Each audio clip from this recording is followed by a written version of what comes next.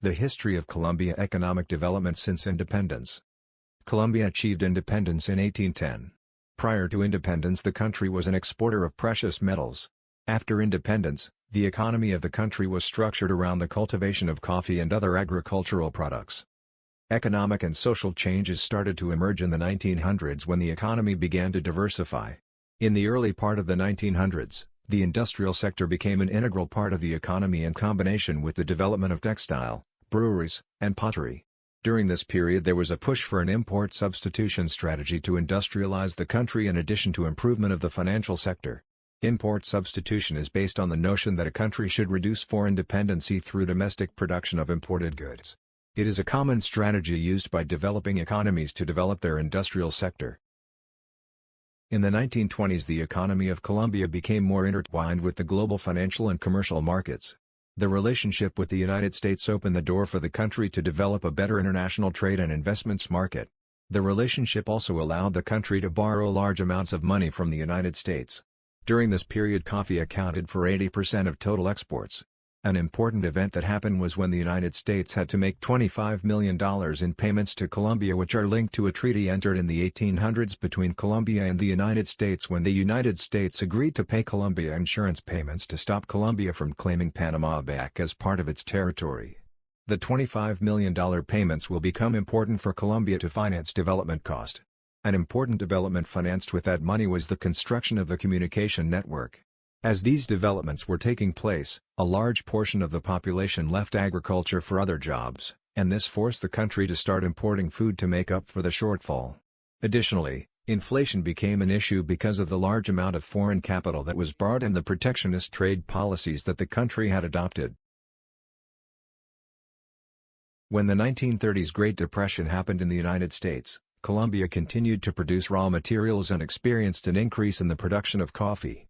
Additionally, the country experienced another change in the labor market where citizens continued to leave agricultural jobs, and this created economic inequality. The 1950s saw large undertaking of capital development with improvement to transportation facilities that were financed by strong sales of coffee.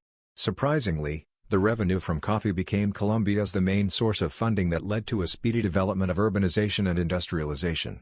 As the country entered the 1960s it shifted toward exporting manufacturing consumables, textile, and coffee.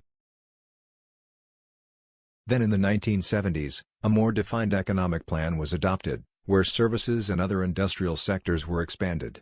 Additionally, import substitution economic policies were adopted again. The sale of coffee has been Colombia's main source of revenue to fund development, and without it, the country would have taken longer to reach its current. In the 1980s, the economy slowed down because of a global recession that caused external market demand to fall. The country managed to get through the 1980s by using its foreign reserves that it had accumulated thanks to the sale of coffee and foreign aid. By the end of the 1980s, the country's outlook was promising because of the boom in coffee production while neighboring countries' production declined. Additionally, the price of coffee rose in the world market. In the 1990s the country experienced an economic downturn like that of most of Latin America economies in the 1980s. During this period an economic bubble formed in the housing market while raising debt levels made it harder to meet debt payments. The level of debt in the country will at one point reach 58% of GDP, with 30% of the debt denominated in foreign capital. Because the country continued to experience strong growth, borrowing did not slow down, and that created a false sense of security that will eventually lead to an unsustainable environment. In 1997 the Asian financial crisis happened, and this caused foreign capital flow to slow down, which was then followed by a decline in value of the Colombian currency. Like many other countries in the 1980s, Colombia used its reserves to defend its currency, but it will ultimately fail, and the currency was allowed to flow freely.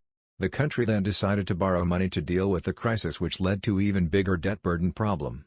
The country will eventually bring inflation under control by putting restrictions on imports which slow down the speed at which the Colombian currency was declining and leaving the country. The country will eventually nationalize banks, inject liquidity, and purchase trouble assets to manage the economic crisis and make the environment stable.